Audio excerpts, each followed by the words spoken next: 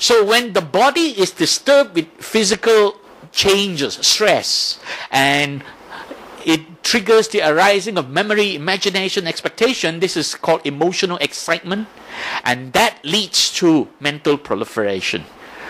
What can we do about it? If we are observing what's going on in the body, if we are paying attention that something has happened in the body, some changes have happened, we will be able to realize. And this first observation of the changes in the body is to be conscious of bodily conditions in terms of our heart rate, in terms of our breathing, whether we're breathing faster, in terms of tensions in the jaw, right? This is a very common area, the jaw, the teeth, and the tongue, very common. The jaw will be all tense up, the teeth will be biting at each other, and the tongue will be pressed against the palate. And that is when you're getting all anxious, excited, angry, or whatever, right? Facial expression all cringed up, right? And vocal expression, our voice getting louder, and the pitch also goes up. You see, when we're angry, anxious, or whatever, emotionally aroused, the pitch of our voice rises. That's why when you see people start to shout at each other, the voice level goes higher and the pitch goes higher and higher and higher. You see, they're screaming at a very high pitch. That's what happens. When the pitch of your voice goes up, you know something is happening inside you. And your fists and arms are all tensed up. And your neck and shoulder all tensed up. You're feeling so stressed, you know. These are all observation of the body. Right? What can you do about it? You can learn to pause, relax, and then think. This is what I call 3-step self-compassion. When you realize that something is happening in your body, you're getting all tensed up, don't do anything. Don't start reacting. Pause. Alright, so pause. What does it do? I call this 3 steps of compassion because you're actually being compassionate towards yourself first. Only by being compassionate towards yourself can you become compassionate towards other people. So learn to pause. So that now you're emotionally excited, you learn to pause. Don't react. And this allows time for emotional excitement and anxiety to calm down. And the hormonal reactions in the body to subside. It's like switching off a fan. When you switch off a fan, the fan doesn't stop right away. It takes a little while before it spins down. In the same manner, when you pause, the hormonal reactions in the body, they don't stop right away. Maybe new hormones will not be released anymore, but these hormones that have been released, it takes a little bit of time for them to subside. And what can you do to speed up this relaxation? That is relax, conscious relaxation. You can speed up the subsiding of this reaction in the body by relaxing. And one of the best ways to relax is to take a deep breath. Breathe. So take deep breaths, relax the body, and then consciously, right, compose the mind. Bring the mind to the present moment. And then only you are ready to respond to the situation. And then only you start to think, what are you going to do? And that is purposefully focus on wholesome and beneficial response to the problem. It's only by pausing and relaxing are you ready to then purposefully make good, wholesome thoughts.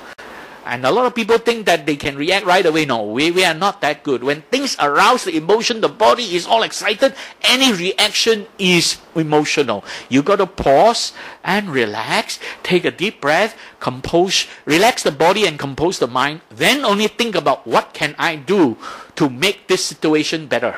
Later on, I'm going to show you what Daniel Goleman, the advocate of emotional intelligence, what he says about what we can do. Right? So basically, pause, relax, and then think. This think is also important. And very famous psychologist William James has pointed out, the greatest weapon against stress is our ability to choose one thought over another. And basically, it means choosing good thoughts over negative thoughts. And another very famous psychiatrist from the past has also said something like this, Viktor Frankl. He says, we got to take responsibility for our action. What does it mean by responsibility? That is our ability to respond. So we got to take responsibility for our response. And then he said very clearly, he says, between stimulus and response, there is a space. In that space lies our freedom and our power to choose our response. In those choices lie our growth and our happiness. What does that mean? Between stimulus and response. Stimulus is all the things going on in our environment externally. Right? Let's talk about an external thing. Right? Somebody says something to us. Somebody does something to us. That is a stimulus to us. We see it, we hear it, we smell it, we taste it, we touch it, we feel it. Right? And then we want to react, respond. We want to respond. Now, between something happening out there and us taking a response, there is a moment. There is a gap. There is a space. There is a moment. And it is in this moment, if we were to pause and relax before we think about what to do, it is in this moment we can choose our thoughts, we can choose our actions, we can decide on what is a wholesome and helpful way to solve the problem, and then we can solve the problem. So we have this chance. Pausing, relaxing creates that space, expand that space, so that we now have a chance to think. When the mind is more composed and the body is more relaxed, we can then choose what to do and how to do. Because if we don't do that, if we were to allow external influences to disturb us like that, and then we react right away, we are creating more suffering to ourselves.